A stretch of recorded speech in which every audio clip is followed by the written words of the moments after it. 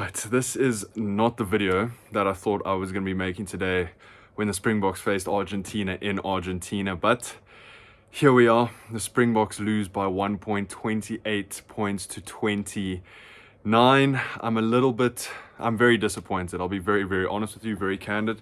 I mean, as you can see, I'm not in the studio. I'm actually in Joburg because I was at the Currie Cup final, which was one of the best Currie Cup finals in history. I mean, what Jordan Hendrickson did there in the 82nd minute of that game to slot a 59-meter penalty was something truly, truly spectacular. And I thought I was going to sit down here. Yes, it's now 1:30 in the morning, but I thought we would have a Springbok win. I thought we would have our first rugby championship since 2019. And that's just not the case. And just before we get into this, please make sure to hit that subscribe button. As always, leave your opinions down in the comments and leave this video a like. Let's get into it. We started that test off like a house on fire, 17-0 after 10 minutes. We looked so good. You could see that Tony Brown system coming into play. The forwards passing behind them, a couple passes between forwards. We absolutely opened up Argentina. I mean, that try that Fassi scored just right with the poles, there was a gaping hole there because Makazole Mapimpi came around, was almost an extra runner, and there was just that massive gap for Fassi to run into. We scored another great try. Pollard put over 3 points, and suddenly we were 17-0 up after 10-12 minutes. And it really looked like Argentina were going to be hanging on for dear life for the rest of the test match. But these Argentinians, man, you just cannot count them out. I mean, they scored that one try. It was 17-7. Then all of a sudden, they were up. I think it was 21-17 or something at some point. And then we managed to sort of get ourselves back into that game. I think in that first half, that first 10 to 12 minutes was some of the best rugby we've played this year. And then we kind of went flat from sort of minute 15 to minute 35, where it just did not look like it was flowing how it did in that first 11, 12 minutes. I don't know what happened. We just looked flat. Our rush defense would come up and then they would beat us on the outside. A couple of missed tackles, which led to a couple of the Argentinians' tries. But I just really can't put my finger on that first half slump that we sort of went through. I think we were way better at the breakdowns in that first half. We saw against New Zealand, we really struggled with the breakdowns, but we fixed that in this first half and we were 17-0 up. It was looking pretty. And then all of a sudden, Argentina start coming back. We start missing a couple of tackles. They beat us outside. Kurtley Arendse gets a yellow card. And yes and no, that could be a yellow card. It looked like on the replays afterwards that it was first a contact to the chest and then into the chin, but depending on which side of the ball you're going to call that differently.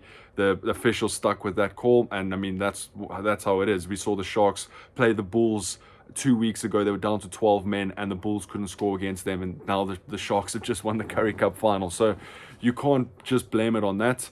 Then going into the second half, I mean, this was always the talking point throughout the week, was that the bomb squad was going to come on and make the difference, right? That's where all our experience was. Eben Etzebeth, Kwagga Smith, Vincent Koch, Ulrich Loh, who isn't that experienced, but is a very, very impactful player. You got the likes of Manie Lebok and Jaden Hendrickson on the bench who can come on and really give us a different aspect to maybe what Kobus Reinach and Andre Pollard can do.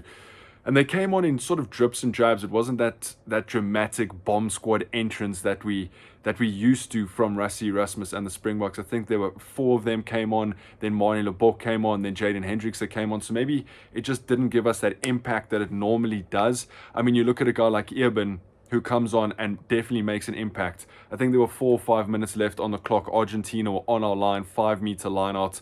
If they had scored there, the game was definitely done. Eben Etzebeth steals a line out, then pressures the next one, and we managed to turn it over and get to the other side of the field. Kwagga Smith came on, but he wasn't as impactful as he normally is. I can't quite put my finger on where we went wrong there.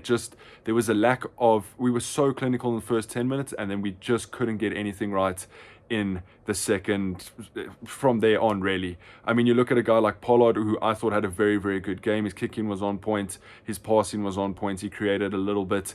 Lukanya had a very good game in that number 12 jersey. Jesse Creel was a little bit quiet. Our wings were a little bit quiet. Kurtley Arendse and Makazole Mapimpi. I thought Apelele Fassi had a phenomenal game. I mean, that boy's aerial skills in the air are absolutely phenomenal, and I think he's just going to get better and better with time. Someone like Marco van Staden, who was replacing Siya Kolisi, managed to steal a couple of balls. I thought Ruan Nokia had a phenomenal game. Oxenture, I mean, my goodness, what again? Not even just the scrums. I mean, running with the ball into contact, getting over the gain line. Malcolm Marx was also phenomenal. Thomas du Toit was a little bit quiet. Salman Murat was quiet. Jasper Visser, I thought, had a decent game. Maybe not one of his best games, but had a decent game. And I probably should have said this at the beginning of the video, but the only talking point that's going to come out of this is that Manie Lebok missed kick at the end of the game. I mean, Oaks are going to say if Pollard was on the field, he would have slotted it. It was a pretty straightforward kick, and a Springbok fly should be slotting that. And while I don't disagree with you, we can't just blame it on Manie Lebok, right? There's 23 guys on that field that are trying to win that game. And I just know that this is going to be the narrative, that Manie Lebok lost us that game because he couldn't kick that penalty over when we needed it, and that Handré Pollard would. I think we have ourselves to blame. The third quarter of the first half was nowhere near our best. The second half was nowhere near our best. Yeah, we were clawing our way back into the game, but Argentina just stuck in that game. And I don't know how we lost it. I can't come to the conclusion of like this was the moment or that was the moment. Yes, a lot of people are going to say the Manie Lebok moment is why we lost it, but that's not why we lost it.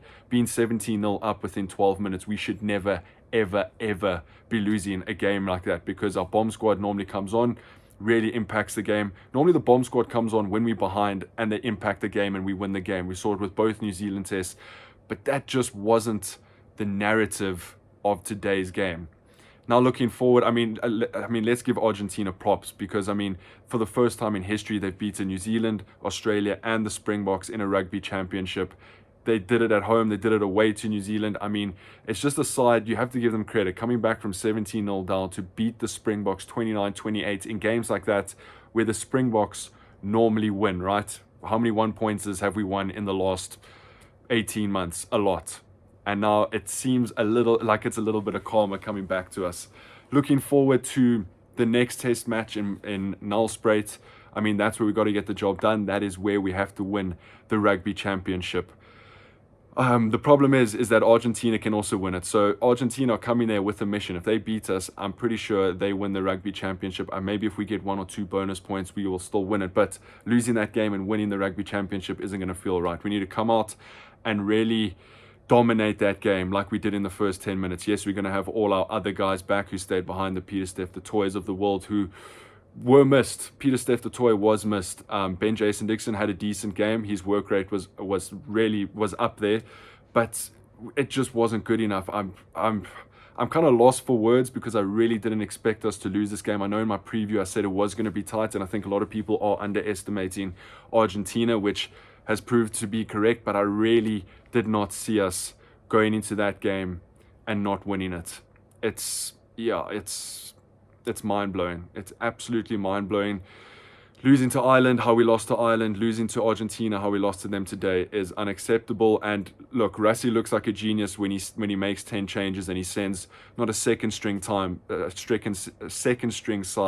but more of a B team side, let's call it that, to Argentina, leaving the big guns back, and we win. Then he looks like a genius. Now it kind of leaves a little bit of a sour taste in your mouth, and yeah, I'm very, very disappointed, as you guys can probably tell. But yeah, that's all I'm going to say on the matter. Don't give Manie Lebok a hard time. That's what I want to leave you guys with. If you haven't, please hit that subscribe button. Leave your opinions down in the comments. Leave this video a like, and I'll see you guys in the next one. Take it easy.